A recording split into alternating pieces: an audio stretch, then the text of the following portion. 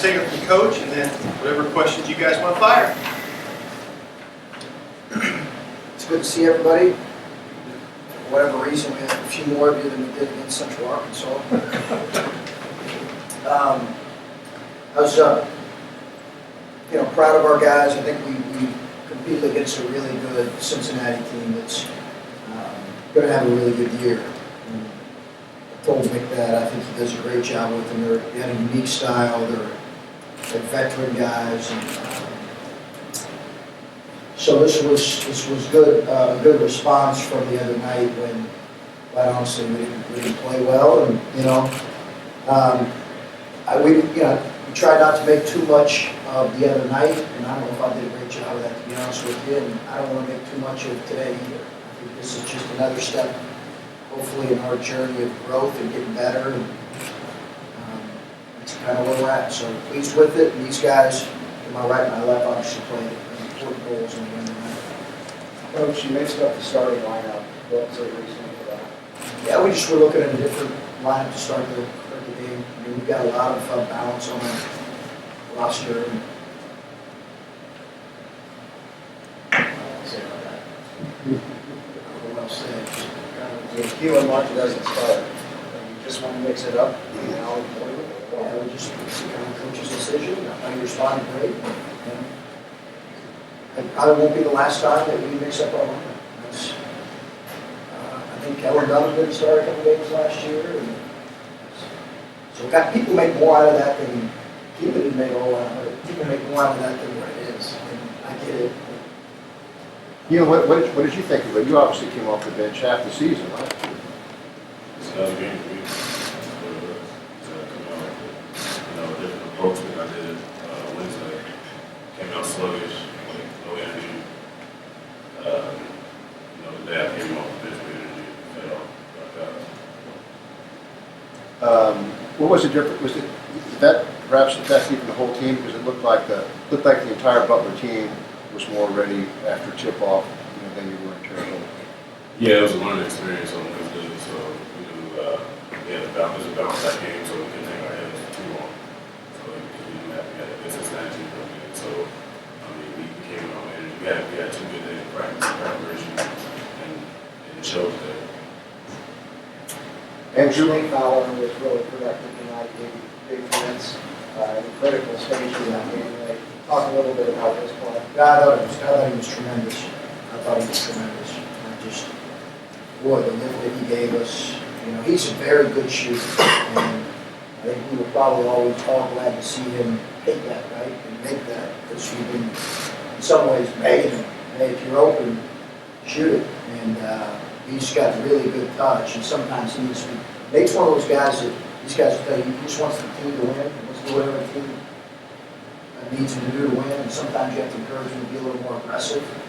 I thought our guys did a great job finding him in critical moments in the second half, and he did a really good job rebounding, which has not always been his strength, but he did a really good job with that. I'm with you. I thought his play was critical.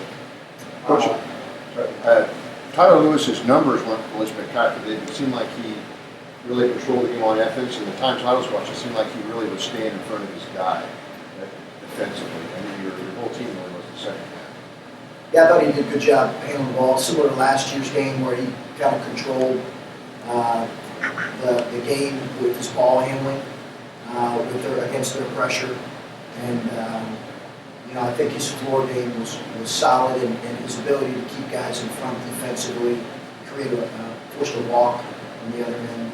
But I thought, we had a few defensive lapses that we just cannot continue to have.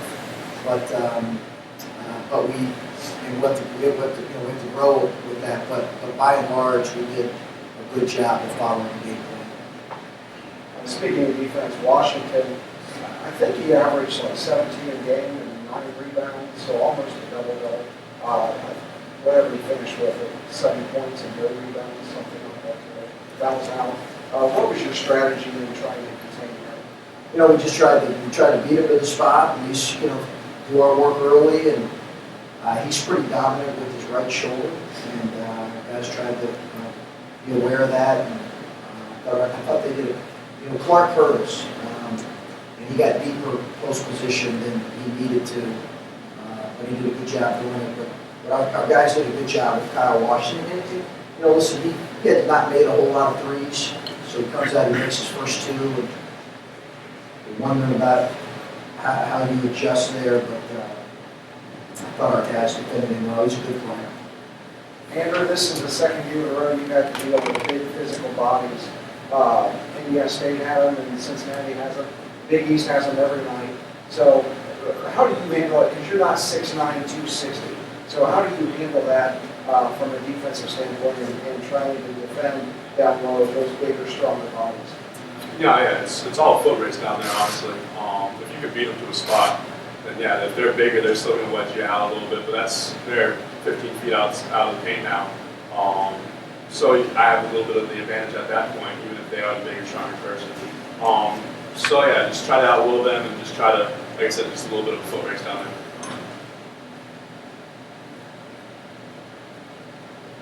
Anything else, guys? Was there anything, I mean, it did seem like Butler's defense was stouter in the second half.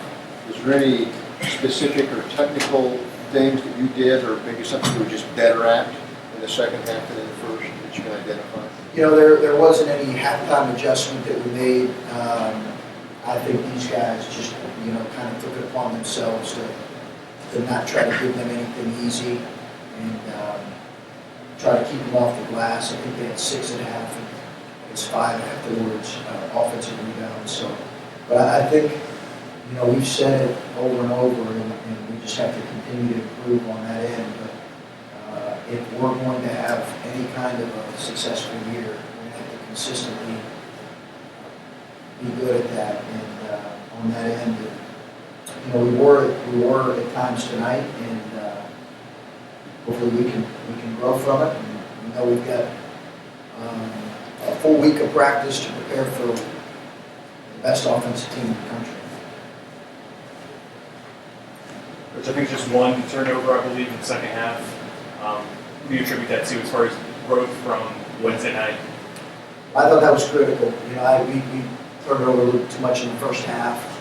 They feed off that. And last year at third place, we had 6 turnovers. That was really the reason we won the game.